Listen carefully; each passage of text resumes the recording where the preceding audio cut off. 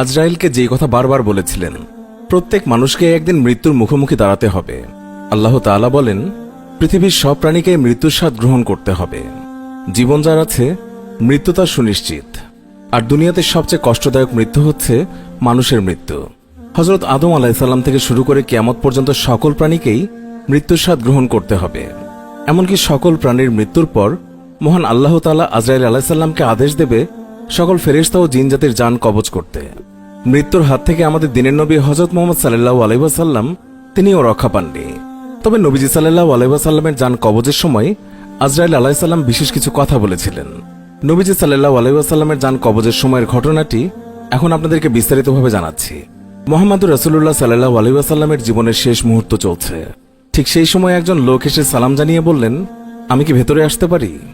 রাসূলুল্লাহ সাল্লাল্লাহু আলাইহি ওয়াসাল্লামের কন্যা ফাতিমা রাদিয়াল্লাহু তাআলা আনহা বললেন, দুঃখিত, আমার পিতা খুবই অসুস্থ। এই কথা বলে ফাতিমা রাদিয়াল্লাহু তাআলা আনহা দরজা বন্ধ করে রাসূলুল্লাহ সাল্লাল্লাহু আলাইহি ওয়াসাল্লামের কাছে গেলেন। মহানবী সাল্লাল্লাহু আলাইহি ওয়াসাল্লাম বললেন, কে সেই লোক? ফাতিমা বললেন, এই প্রথম আমি তাকে দেখেছি, আমি তাকে চিনি না। রাসূলুল্লাহ সাল্লাল্লাহু আলাইহি ওয়াসাল্লাম বললেন, শোনো ফাতিমা, সে হচ্ছে আমাদের এই ছোট্ট জীবনের অবসানকারী ফেরেশতা আজরাইল। এটা শুনে হযরত ফাতিমার অবস্থা তখন ক্রন্দনরত বোবার মতো হয়ে গিয়েছে। জিবরাইল আলাইহিস সালাম আসলেন, এসে নবীজি সাল্লাল্লাহু আলাইহি ওয়াসাল্লামকে সালাম দিলেন। জিবরাইল আলাইহিস সালাম বললেন, হে আল্লাহর রাসূল, আল্লাহ তাআলা আপনাকে সালাম দিয়েছেন আর জানতে চেয়েছেন আপনি কেমন আছেন। আল্লাহ তাআলা সব জানেন, তারপরেও আপনার মুখ থেকে জানতে চেয়েছেন যে আপনি কেমন আছেন। নবীজি বললেন, আমি বড়ই কষ্টের ভেতরে আছি, অসুস্থ আছি। জিবরাইল আলাইহিস সালাম বললেন, ইয়া রাসূলুল্লাহ, একজন নতুন ফেরেশতা এসেছে আজকে আমার সাথে, যে ফেরেশতা কোনো মানুষের কাছে আসার জন্য কোনো দিনও অনুমতি চায়নি, আর কোনোদিন সে অনুমতি চাইবেও না। শুধু আপনার অনুমতি চাই আপনার কাছে আসার জন্য। আর সেই ফেরেশতার নাম মালাকুল মউত। এরপর মালাকুল মউত রাসূলের অনুমতি নিয়ে রাসূলের জাশন মোবারকের কাছে এসে সালাম দিলেন। আজরাইল আলাইহিস সালাম বললেন, ইয়া রাসূলুল্লাহ, আদম আলাইহিস সালাম থেকে শুরু করে এই পর্যন্ত আমি যত মানুষের জান কবজ করেছি আর কিয়ামত পর্যন্ত যত মানুষের জান কবজ করব, আমি কারো কাছে অনুমতি চাইনি, আর আমার অনুমতি চাইতেও হবে না। কিন্তু আজকে আসার সময় আল্লাহ তাআলা বললেন আমি যেন আপনার অনুমতি চাই। এই সময় নবীজি বললেন, মালাকুল মউত, আমি যদি অনুমতি না দেই? তখন আজরাইল আলাইহিস সালাম বললেন, আপনি যদি অনুমতি না দেন তাহলে আল্লাহ তাআলা আমাকে ফিরে যেতে বলেছেন। রাসূলুল্লাহ সাল্লাল্লাহু আলাইহি ওয়াসাল্লাম বললেন, হে জিবরাইল, আমার উম্মতের কি হবে? আমার উম্মতের নাজাতের কি হবে? জিবরাইল আলাইহিস সালাম বললেন, হে রাসূল, আপনি চিন্তা করবেন না, আল্লাহ ওয়াদা করেছেন আপনার উম্মতের নাজাতের জন্য।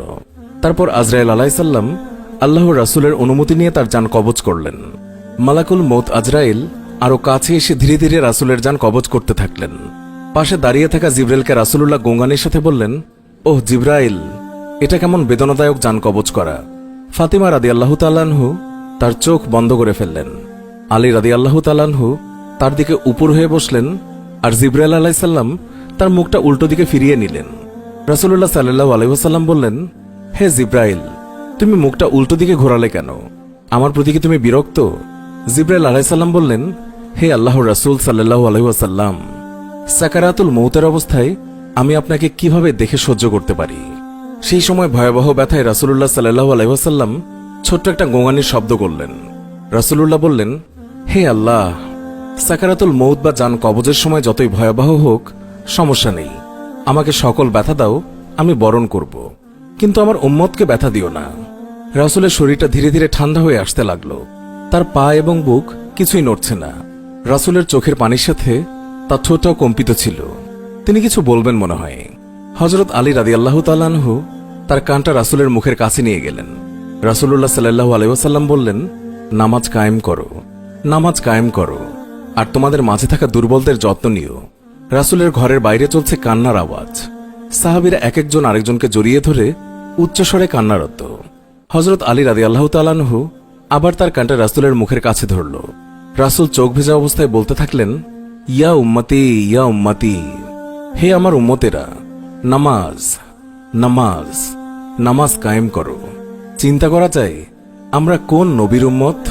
এই নবীর কল্যাণে তার উম্মতদের আল্লাহ তাআলা এত মর্যাদা দিয়েছেন যে আমরা পৃথিবীতে আসছি সবার শেষে, কিন্তু জান্নাতে যাব সমস্ত নবীর উম্মতের আগে।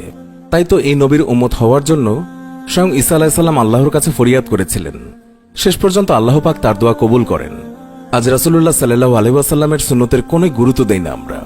আল্লাহ পাক আমাদের সবাইকে রাসূলুল্লাহ সাল্লাল্লাহু আলাইহি ওয়াসাল্লামের সুন্নত মোতাবেক চলার তৌফিক দান করুন। বন্ধুরা, এই ছিল আমাদের আজকের ভিডিও। আশা করছি আমাদের এই ভিডিওটি আপনাদের অনেক ভালো লেগেছে। ভিডিওটি ভালো লেগে থাকলে অবশ্যই একটি লাইক দিন এবং অনেক অনেক শেয়ার করুন।